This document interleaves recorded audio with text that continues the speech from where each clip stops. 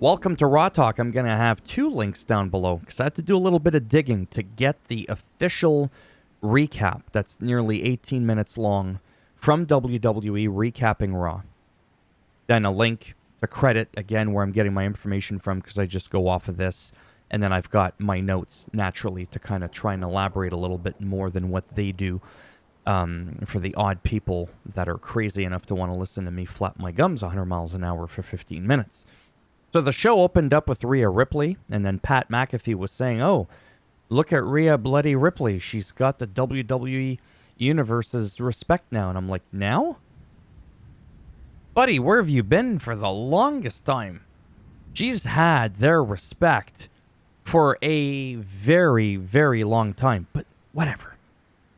She was recalling the events of SummerSlam with Liv and Dom and how that got a little dirty.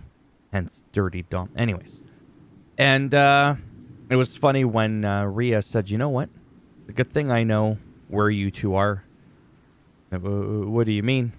And then that's when that moment right there happened. It was just one of those like, oh boy, right?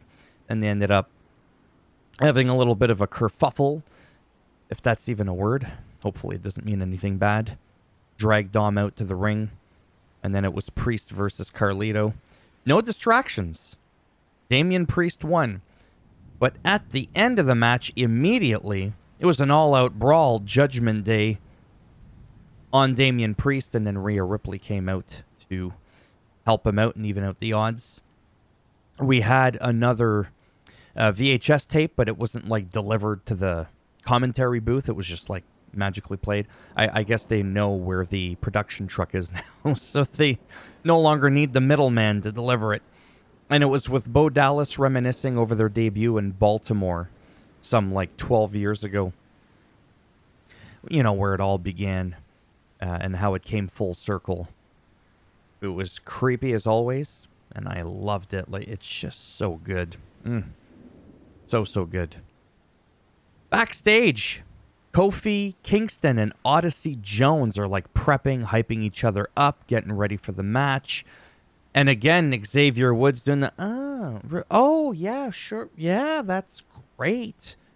Just seems a little bit like, a little bit put off. And funny enough, before the match of Odyssey Jones, Kofi was going on about Odyssey Jones. Never goes on about Xavier. And that's when I said, I think he's going to snap someday. And Final Testament came out at the end of the match when Odyssey Jones defeated Vincent Winey and de-Vincified him.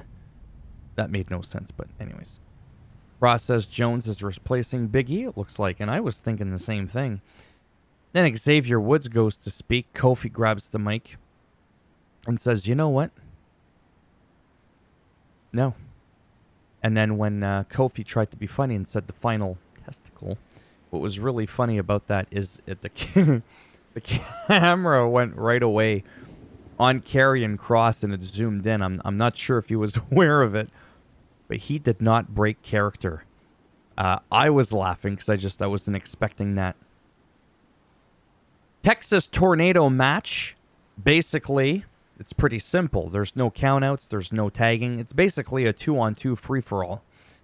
And it was fun. American made, a.k.a. the Creed brothers. Chad Gable was not present. He's still in Europe in Paris. He could stay there for all I care. And Ivy Niles had warned Maxine earlier to just, not go out there and things are going to get a little rough. Well, she turned her back on her, literally backstabbed her because they were good friends and just bonked her from behind. Simple as that. And because of that distraction, American Made picked up the win. Pete Dunne is done. Had a little interview with Jackie Redmond in an empty arena. He was angry about being held down. He was angry about, being called Butch, and I wasn't under his wing. He was under my wing. I elevated him. And then he's like, where's Ridge Holland? And, that kind of stuff. It's like, hey, Ridge Holland's the one that left you high and dry. Sheamus never did that. So where was that energy for Ridge Holland? We never even really got closure on that. I don't even know what happened to Ridge Holland after that. I looked it up. I think he just like went off to NXT. He was just like, whatever, I'm done. The whole thing was just bizarre. Like, it was very odd because if I'm not mistaken, Sheamus was out with a real life injury on his shoulder. Or it could have been his elbow. Whatever, he had an injury. Hello? Like, yeah, so I'm still not buying it to the point where you get so angry that you're whacking Sheamus all the time with the shillelagh stick and all that. As a matter of fact, the replay of that is right there.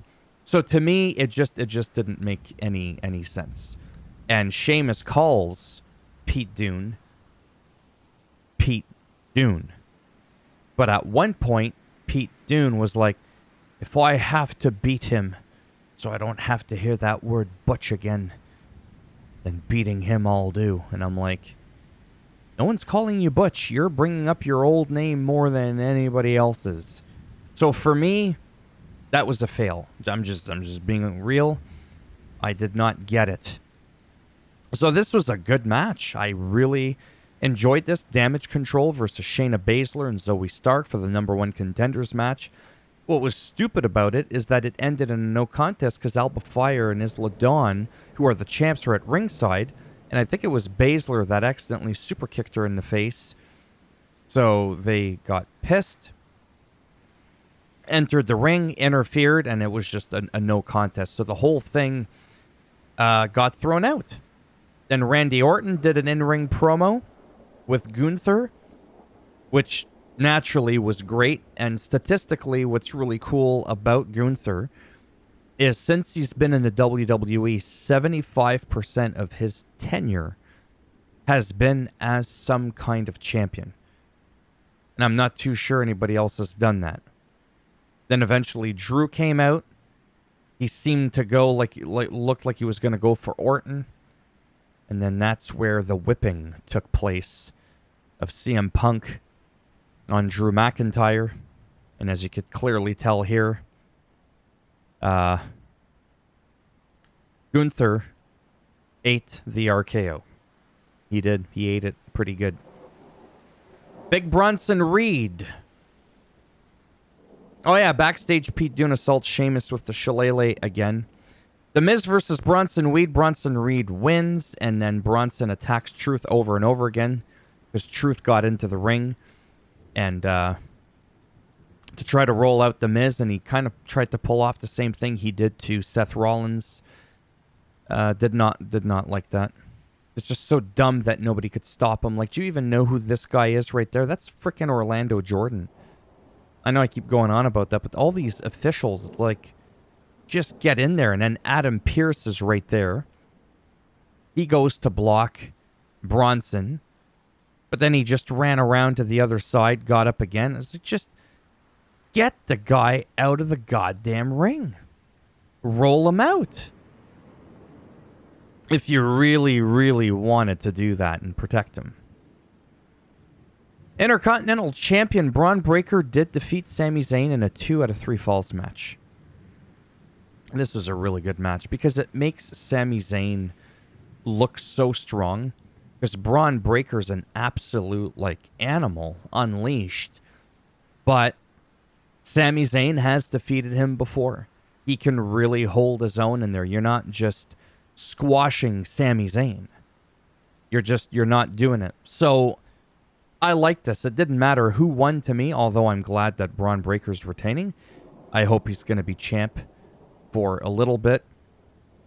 Have some good rivalries and whatnot. It's all about the stories and all that sort of stuff, right? And that's pretty much it. Like I said, I enjoyed myself.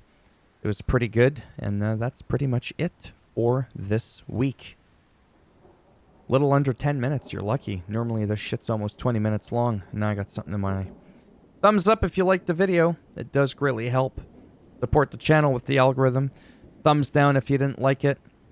I'll bend it in half, twist it, and let Bronson give you the tsunami splash on you with your thumb in the rectum. And if you want to subscribe, naturally, that'd be great. But if not, thanks for stopping by anyways. Take care, and maybe I'll see some of you in the next one. Just under 10 minutes. Okay, bye. Gotta go.